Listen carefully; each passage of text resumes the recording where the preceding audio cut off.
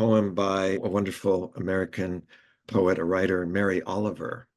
She says, "One day you finally knew what you had to do and began, though the voices around you kept shouting their bad advice through the whole house, though the whole house began to tremble and you felt that old tug at your ankles. Mend my life," each voice cried.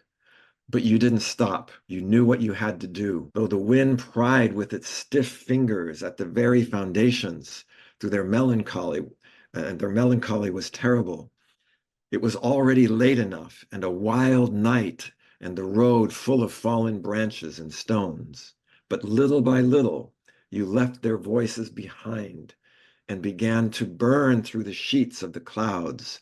And there was a new voice, which you slowly recognized as your own, that kept you company as you strode deeper and deeper into the world, determined to do the only thing that you could do, determined to save the only life that you could save.